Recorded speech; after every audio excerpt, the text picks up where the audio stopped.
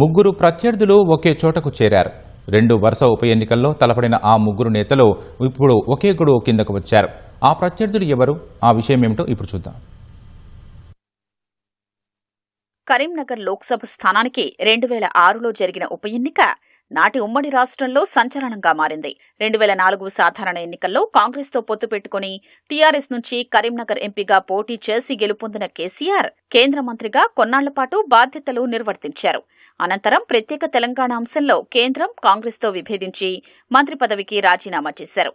తర్వాత జరిగిన పరిణామాల్లో నాటి మంత్రి ఎం సత్యనారాయణరావు చేసిన సవాల్ను స్వీకరించిన కేసీఆర్ ఎంపీగా రాజీనామా చేసి ఉప ఎన్నిక బరిలో దిగారు. అధికార కాంగ్రెస్ పార్టీ అభ్యర్థిగా నాటి జగిత్యాల ఎమ్మెల్యే జీవన్ రెడ్డి పోటీ చేశారు. టీడీపీ నుంచి ఎల్ రమణ బరిలో దిగారు. హోరాహోరీగా జరిగిన ఆ ఎన్నికల్లో కేసీఆర్ 2 లక్షల పైచీలకు పైగా ఓట్ల మెజారిటీతో ఘన విజయం సాధించారు. టీఆర్ఎస్ చరిత్రను మలుపు తిప్పిన ఘట్టంగా ఆ ఉప ఎన్నికను చెప్పుకోవచ్చు. సవాల్ చేసిన మేరకు ఎంఎస్ఆర్ తన మంత్రి పదవికి రాజీనామా చేశారు. ఆ తర్వాత జరిగిన పరిణామాల్లో జీవన్ రెడ్డి మంత్రిగా బాధ్యతలు నిర్వర్తించారు.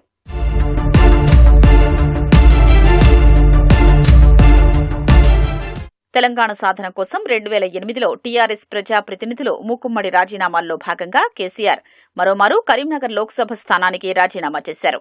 దాంతో వచ్చిన ఉప ఎన్నికలో కేసీఆర్, జీవన్ రెడ్డి, ఎల్ రమణ మరోమారు ప్రత్యర్థులుగా తలపడ్డారు. వైఎస్సార్ కేబినెట్లో మంత్రిగా ఉన్న జీవన్ రెడ్డి ఉప ఎన్నిక కోసం మంత్రి పదవికి రాజీనామా చేశారు. హోరాహోరీగా సాగిన 2008 ఉప ఎన్నికలో కేసీఆర్ మరోమారు విజయం సాధించారు. అయితే ఆ ఎన్నికల్లో ఆయన మెజారిటీ గణనీయంగా తగ్గింది.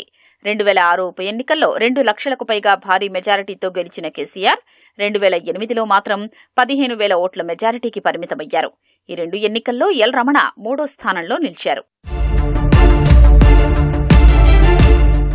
నాడు 2 వరుస ఉప ఎన్నికల్లో ప్రత్యర్థులుగా తలపడిన ఆ ముగ్గురు నేతలు ఇప్పుడు ఒకే గూటికి చేరారు.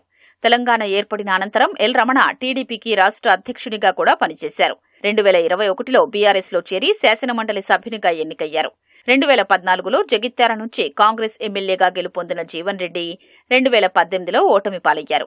ఆ తర్వాత ఎమ్మెల్సీగా ఎన్నికయ్యారు. అయితే 2023 శాసనసభ ఎన్నికల్లో మరోమారు జగిత్యాల నుంచి పోటీ చేసి ఓటమి పాలయ్యారు. ఆయనపై గెలుపొందిన బీఆర్ఎస్ అభ్యర్థి డాక్టర్ సంజయ్ ఇటీవల కాంగ్రెస్లో చేరారు. సంజయ్ చేరికను వ్యతిరేకించిన జీవన్ రెడ్డి ఈ విషయమై అధిష్టానం వద్ద తన గళాన్ని వినిపిస్తూ వచ్చారు. అనంతరం కాంగ్రెస్ పార్టీకి రాజీనామా చేసి బీఆర్ఎస్లో చేరుతున్నట్లు గురువారం ప్రకటించారు.